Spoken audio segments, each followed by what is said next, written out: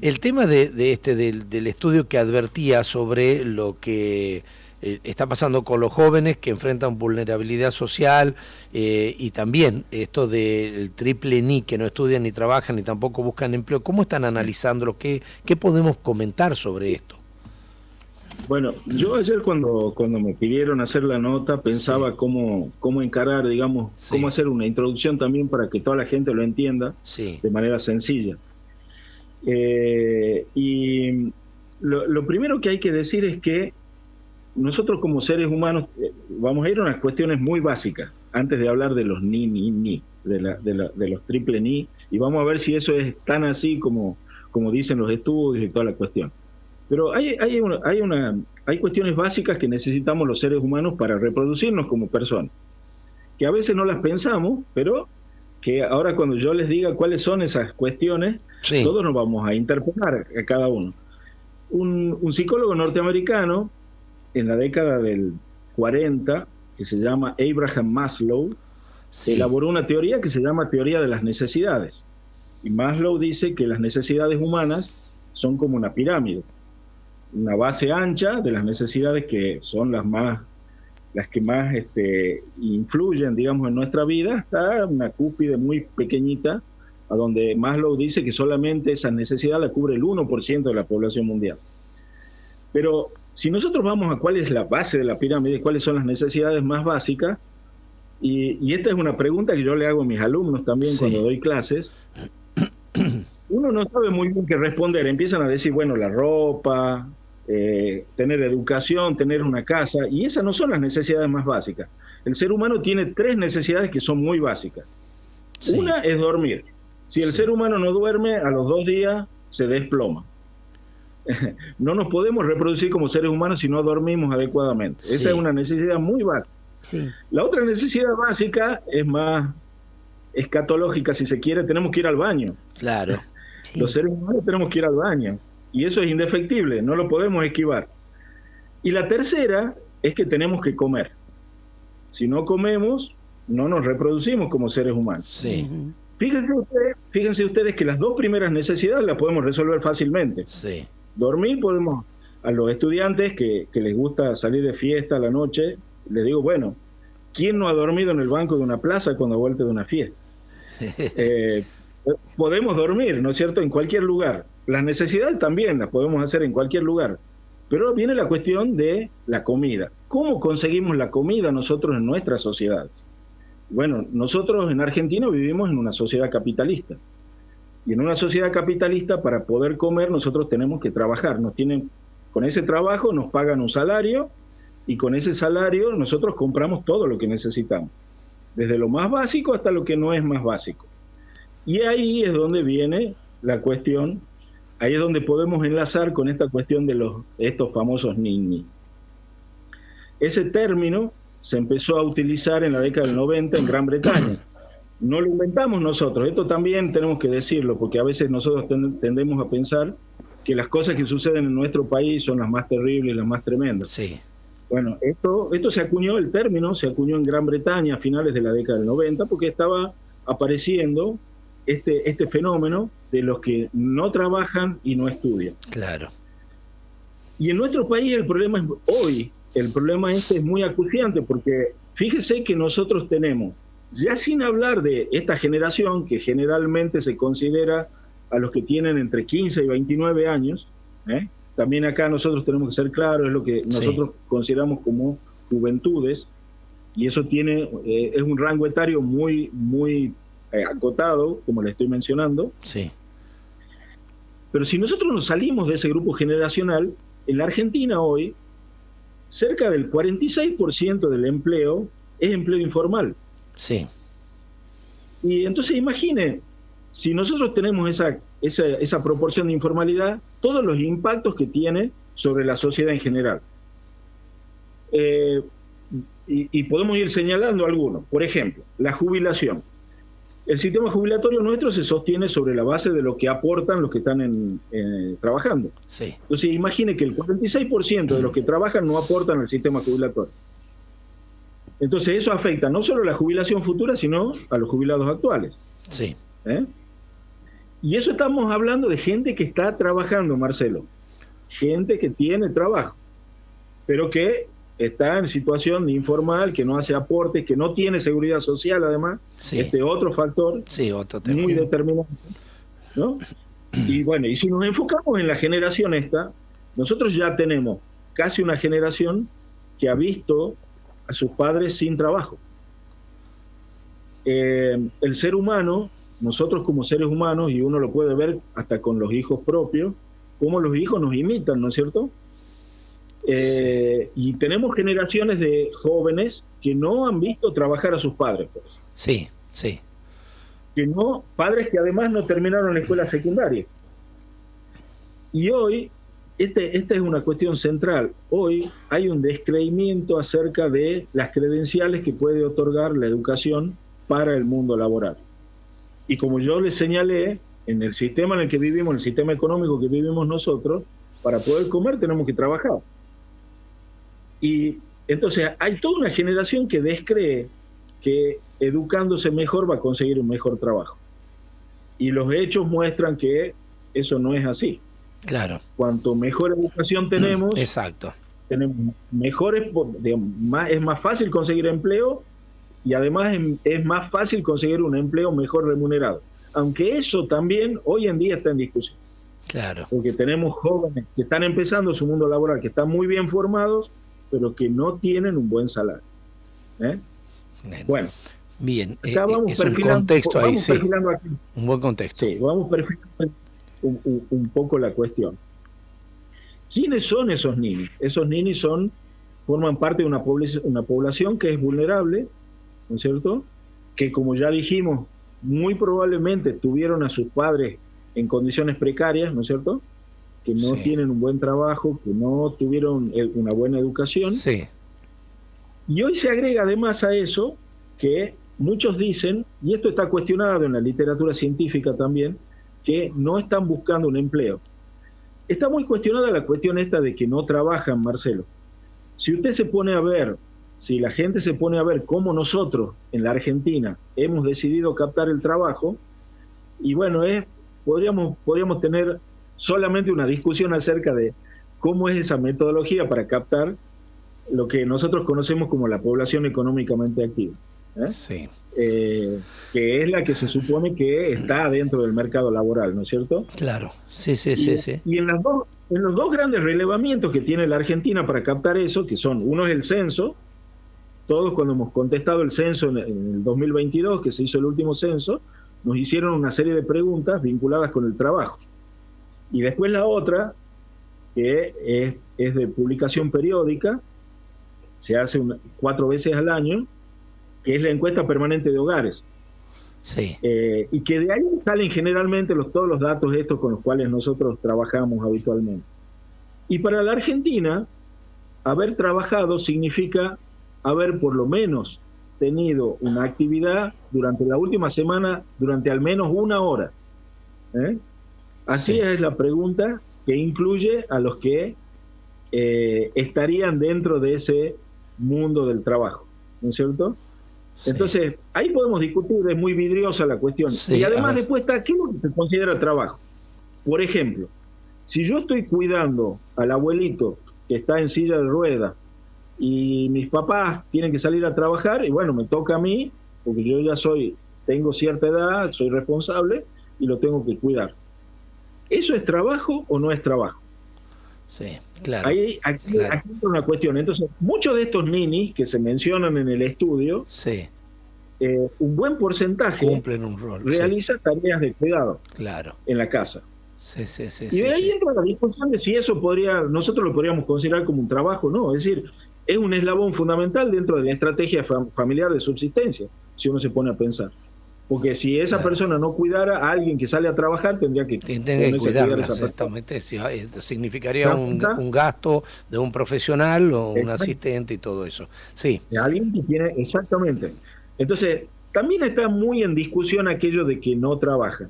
Bien. Y además acá hay otra penalidad, y hay una penalidad de género, porque las que se ven más penalizadas todavía son las mujeres.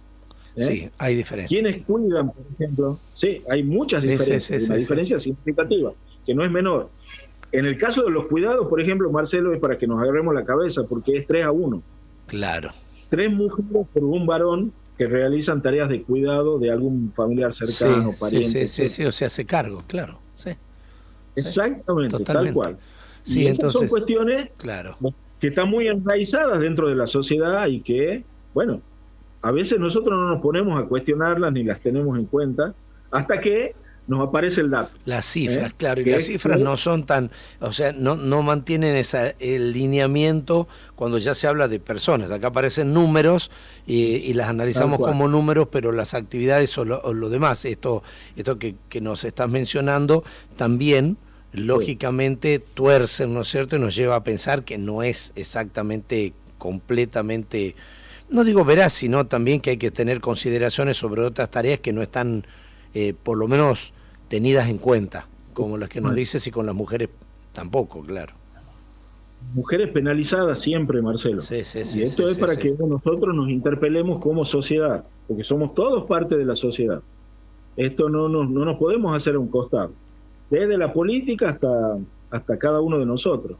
Entonces, cada uno de nosotros hace que esa sociedad funcione de determinada manera. Sí, bueno, perfecto. Esa es una cuestión. La otra cuestión ahí que menciona el estudio es la cuestión de las expectativas. Los jóvenes tienen expectativas, quieren vivir mejor, pero no ven que trabajando vayan a cumplir con esa expectativa. Entonces esto también incide en las cifras esas que se ven de los que ni trabajan ni estudian. Claro. Es decir, respecto a nuestra generación, Marcelo, yo ya tengo 54 años, que nosotros creíamos que íbamos a estudiar, íbamos a vivir mejor, íbamos a tener una mejor posición. Esta generación no tiene esa idea que teníamos nosotros en nuestra generación. Sí. Ellos ya no ven que el futuro sea tan promisorio si van cumpliendo todas estas etapas que en mi generación eran tan claras. Claro, exactamente, sí, se cumplían, uno Entonces sabía. también hay un cambio de época social muy importante, y esto tiene que ver también con la cuestión que también se ha hablado mucho sobre esto, que inclusive las personas que tienen empleo tienen problemas para poder subsistir.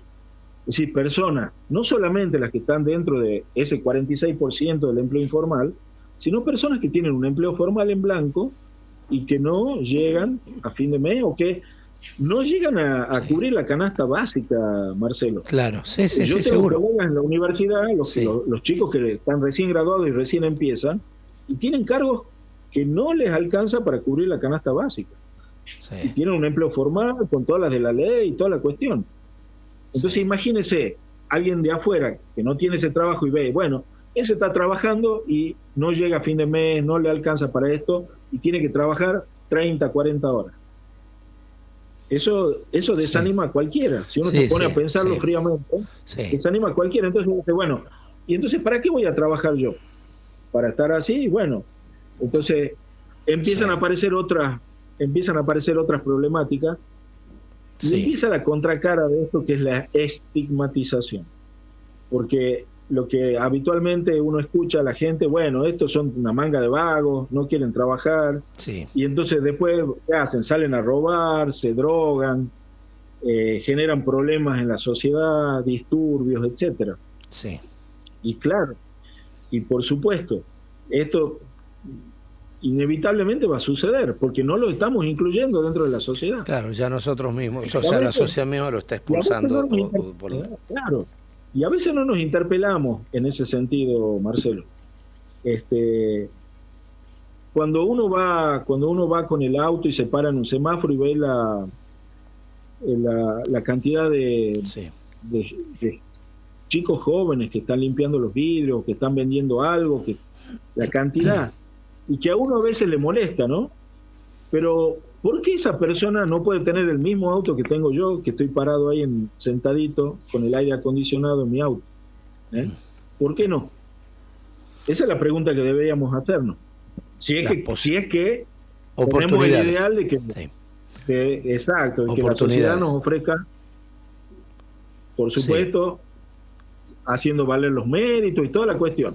No es esto, lo que yo estoy planteando no es que le tenemos que dar a todos. No, sí, pero lo que pasa es que el equilibrio suele ser la posición más complicada de obtener, sí, más compleja. Sí, pero bueno, entendemos el concepto.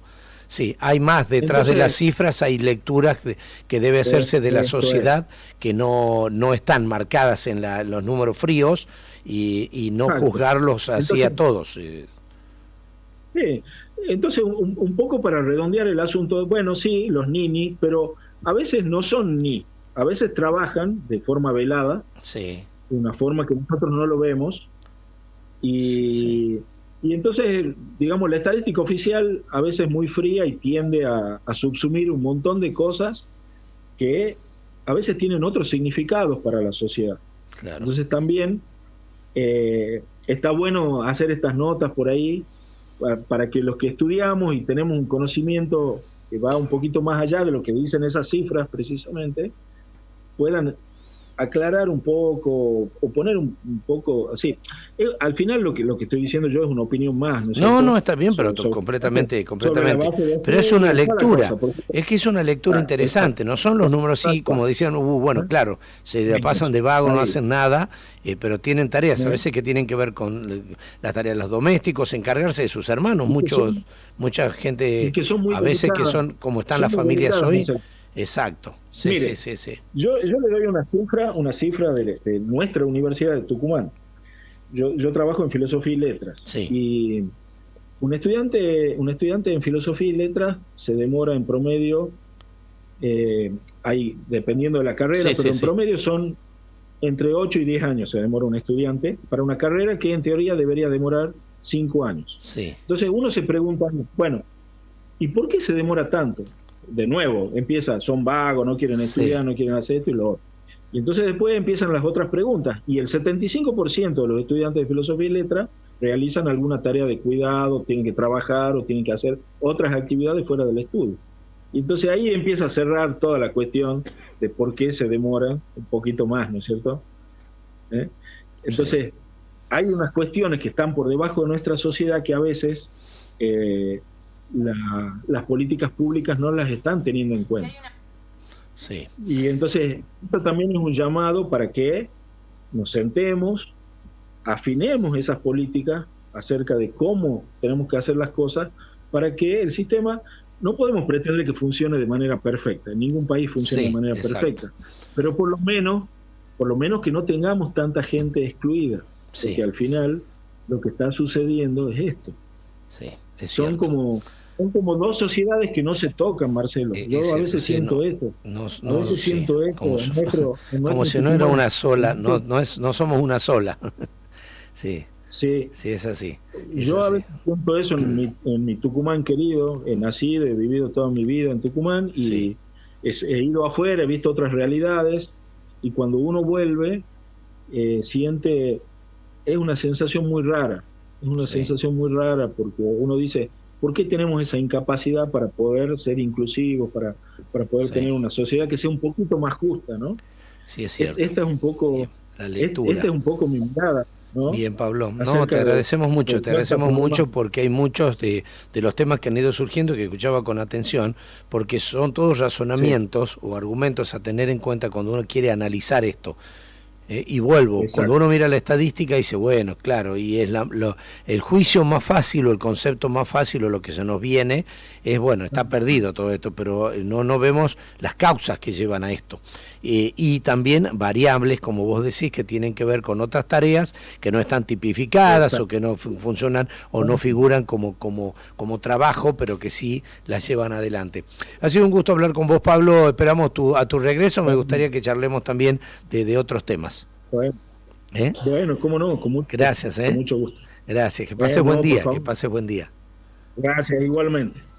Bueno, ahí teníamos al doctor Pablo Paulazo, investigador independiente del CONICET, director del Departamento de Geografía de la UNT, porque había un informe de la UBA, la Universidad de Buenos Aires, alertada por el crecimiento de los triples ni entre jóvenes en Argentina, que ni trabajan, ni estudian y tampoco buscan empleo. Pero, como usted ve, la realidad no tiene una sola cara. sino también hay para analizar por qué llegan o y la por gente qué que los... estudia lo sabe. Y la gente claro. que estudia, claro, lo sabe. Bueno,